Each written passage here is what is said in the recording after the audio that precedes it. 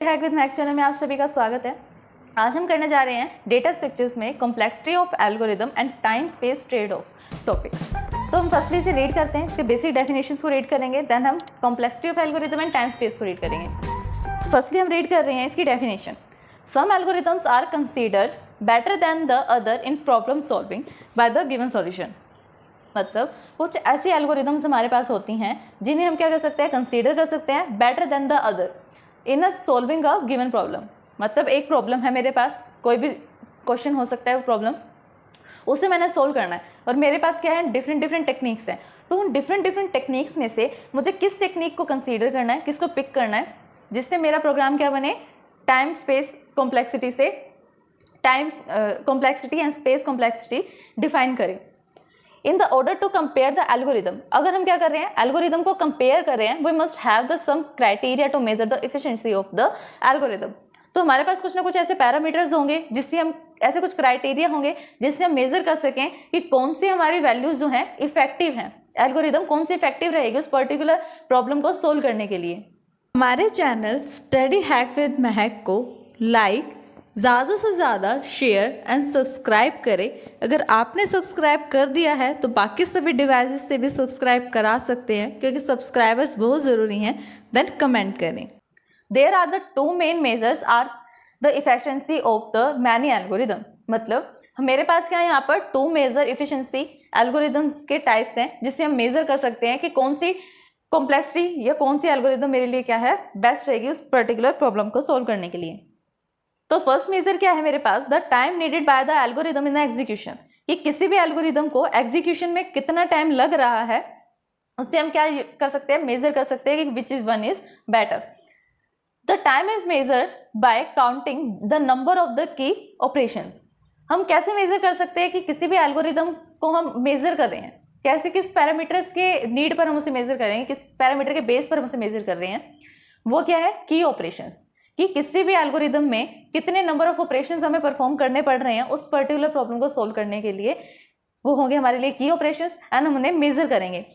We count only key operations because the time are the other operation is much lesser than at the most proportional to the time for the key operation. इसका मतलब क्या है, हम सिर्फ की operations को ही count करेंगे जो मेन ऑपरेशंस है मेरे पास, क्योंकि because the time is the other operation is much lesser then. अगर हमने ये पता कर लिया कि कौन सा ऐसा ऑपरेशन है जो सबसे ज़्यादा टाइम ले रहा है, अगर वो ही इस पर्टिकुलर ऑपरेशन के लिए, इस प्रॉब्लम को सोल्व करने के लिए परफेक्ट है, तो ऐसे ऑपरेशंस भी होंगे जो उससे कम टाइम ले रहे हैं। तो ये डेफिनेट है कि सबसे बड़े वाला कम टाइम ले रहा है तो स्मॉल वाले तो उससे भी कम टाइम लेंगे। अगर हम ये मेजर कर लें कि कौन सा ऐसा ऑपरेशन है जो मच टाइम ले रहा है, इससे हम क्या कर सकते हैं, most proportional to the time on the key operation, जिससे हम पता कर सकते हैं कि कौन से की ऑपरेशन कितना टाइम लेंगे। Does the number of the key operation should be minimum age the good algorithm, जिसमें कम से कम ऑपरेशन हमें परफॉर्म करने पड़ेंगे, वो एल्गोरिदम क्या होगी, गुड एल्गोरिदम होगी।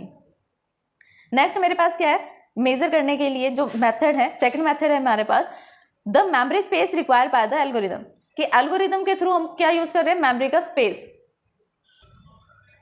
The space is measured by the counting the minimum of the memory needed by the algorithm. मतलब कौन सी ऐसी एल्गोरिदम होगी जो बेस्ट होगी, जिसमें कम से कम स्पेस मेरा लग रहा है, जितना कम स्पेस लगेगा उतनी अच्छी एल्गोरिदम उसे बोल सकते हैं। Does an algorithm should require the minimum computer memory to produce the required output. मतलब एक ऐसी एल्गोरिदम हो जो कम से कम स्पेस ले कंप्यूटर मेमोरी में आउटपुट को स्टोर करने के लिए या उसे प्रोड्यूस करने के लिए।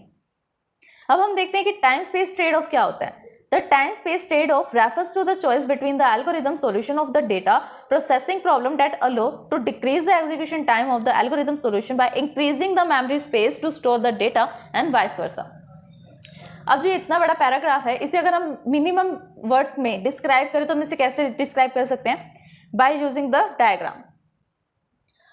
अब जितना कुछ इस पैराग्राफ में लिखा हुआ है, अगर इसे हम शॉर्ट वर्ड्स में कहें, सिंपल वर्ड्स में, तो क्या है मतलब इसका, हमारे पास क्या है, टाइम कॉम्प्लेक्सिटी है एंड स्पेस कॉम्प्लेक्सिटी है।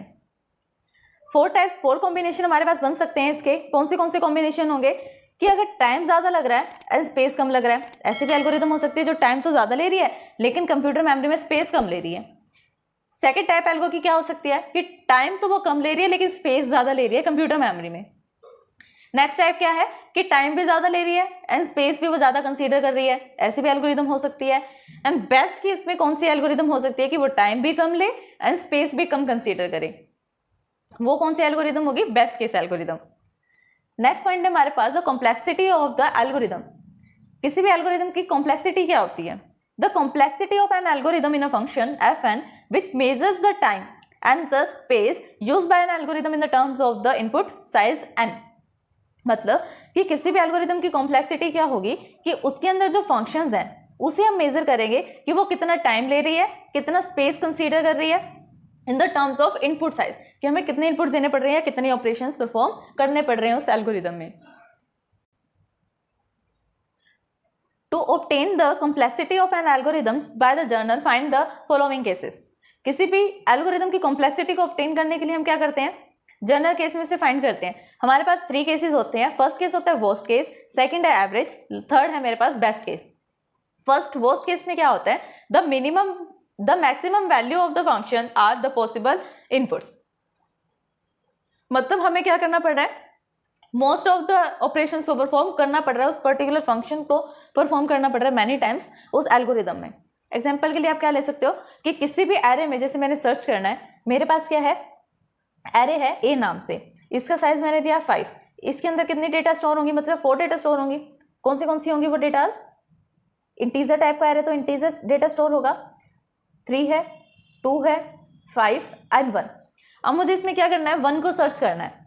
1 को सर्च करने के लिए मुझे क्या करना पड़ेगा? पहले 3 पे जाना पड़ेगा, नहीं मिला। 2 पे जाना पड़ेगा, मैच नहीं हुआ। फिर 5 पे जाएंगे, वो भी मैच नहीं हुआ। लास्ट में कहीं जाके सबसे लास्ट वाला एलिमेंट ऐसा है जो मैच हो रहा है। या कई बार ऐसा भी हो सकता है कि वो एलिमेंट उस एरे में हो ही ना, हम सर्च कर रहे हैं पूरा एलिमेंट, पूरा एरे हमने सर्च कर लिया, लेकिन फिर भी मुझे वो एलिमेंट नहीं मिला। तो ये केस किस में आएंगे? वर्स्ट केस में।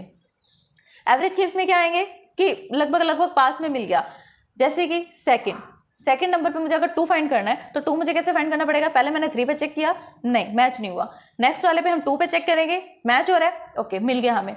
इसका मतलब क्या है कि expected value of the function, हमें लगता है कि इतनी फंक्शन को परफॉर्म करके हमें ये वैल्यू गिवन हो जाएगी, मिल जाएगी। नेक्स्ट आता है बेस्ट केस। बेस्ट केस में मतलब जिसमें हमें कम से कम फंक्शंस को परफॉर्म करना पड़ रहा है, उसे हम बोलेंगे बेस्ट केस एल्गोरिदम। जैसे अगर मुझे 3 फाइंड करना था, मुझे कंपेयर करने की नीड ही नहीं मिली, क्योंकि मुझे फर्स्ट इंडेक्स पर ही क्या मिल गया? 3। नेक्स्ट टॉपिक है हमारे पास असेम्प्टिक नोटेशंस। इसका it gives us an idea about how good a given algorithm is compared to some other algorithms। कि अगर हमने एक एल्गोरिदम को किसी दूसरे एल्गोरिदम के साथ कंपेयर किया तो वो उस एल्गोरिदम से कैसे बेटर है, वो हमें कौन बताएगा? Asymptotic notations. Basically there are the 3 types widely use for the notations. 3 notations है जिन्हें हम यूज करते हैं असेम्प्टिक नोटेशंस की हेल्प से, ताकि हम पता कर सके कि कौन सी ऐसी एल्गोरिदम है जो बेटर है एंड क्यों बेटर है, कैसे बेटर है वो दूसरी एल्गोरिदम से।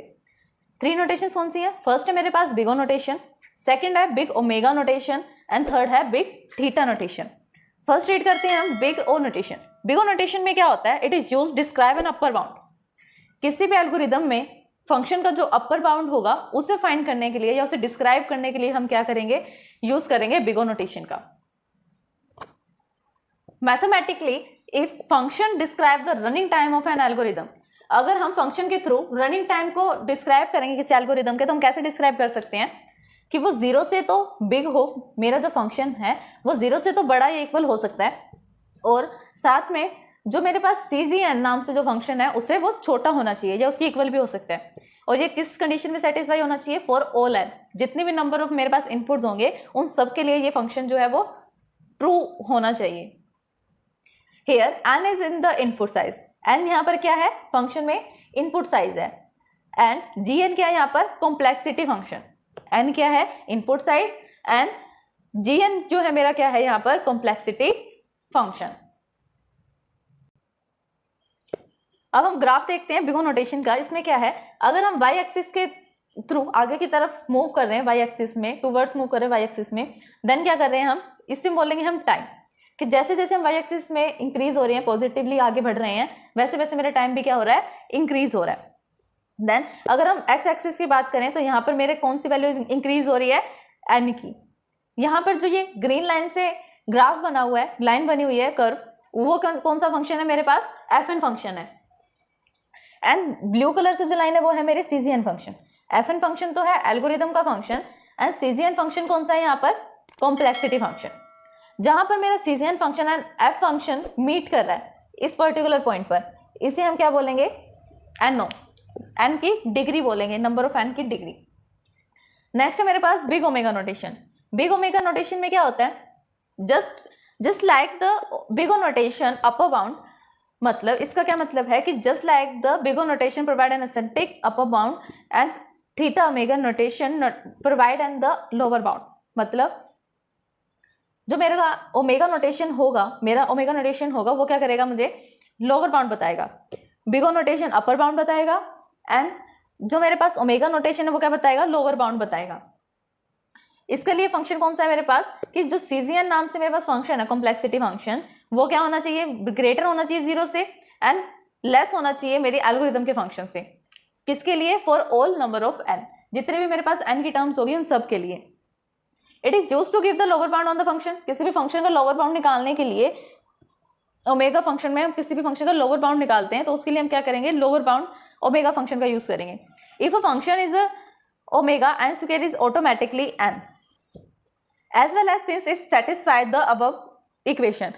अबव इक्वेशन को सेटिस्फाई करने के लिए हमने क्या किया कि अगर ओमेगा स्क्वायर जो है उस पर्टिकुलर इक्वेशन को सेटिस्फाई कर रहा है तो ओमेगा एन भी उससे सेटिस्फाई डेफिनेटली करेगा। ये ग्राफ है हमारे पास ओमेगा नोटेशन का। वाई एक्सिस टाइम में क्या हो रहा है, इंक्रीज हो रहा है toward the X axis, n की वैल्यू इंक्रीज हो रही है। ये मेरा एफ एन फंक्शन है एंड ये सी जी एन फंक्शन है। इसमें क्या हो रहा है, जहां पर ये दोनों वैल्यू मीट कर रही हैं उसे हम क्या बोलेंगे, n O degree, n degree. Next है मेरे पास big theta notation. Big theta notation में क्या होता है, लेट कर लिया मैंने कि एफ एन क्या कर रहा है, डिफाइन कर रहा है रनिंग फंक्शन को। Let f n define the running time of an algorithm, it satisfy the both condition big O and big omega. ये क्या करेगा, सेटिस्फाई करेगा बिग ओ नोटेशन की भी कंडीशंस को and big. Let fn define the running time of an algorithm. It satisfy the both condition for the big omega and big O notation. अब जो big theta notation होगा वो क्या करेगा, big O notation and big omega notation दोनों की condition को satisfy करेगा। ये कंडीशन है मेरे पास, ये कंडीशन किसकी है मेरे पास, सीजीएन वाली, ये है big O notation and next वाली है बिग ओमेगा नोटेशन। दोनों की ही कंडीशन को सेटिस्फाई अगर करेगा, कंडीशन को सेटिस्फाई करेगा तब हम इन्हें क्या कहेंगे, बिग थीटा नोटेशन। इसका ग्राफ क्या है, टाइम कॉम्प्लेक्सिटी है, देन नंबर ऑफ एन की वैल्यूज यहाँ पर क्या हो रही है, इंक्रीज हो रही है। यहाँ पर हमारे पास क्या है, एक सीजीएन फंक्शन है, एक जीएन फंक्शन है एंड एक एफएन फंक्शन है। 3 फंक्शंस है हमारे पास, क्योंकि ये क्या कर रहा है, दोनों कंडीशंस को सेटिस्फाई कर रहा है, तो सीजीएन फंक्शन भी चाहिए एंड जीएन फंक्शन भी चाहिए। तो ये थी हमारी असेंप्टिक नोटेशंस। इस वीडियो को समझने में अगर आपको कोई भी परेशानी आती है देन आप हमें कमेंट करें। Thanks for watching my video.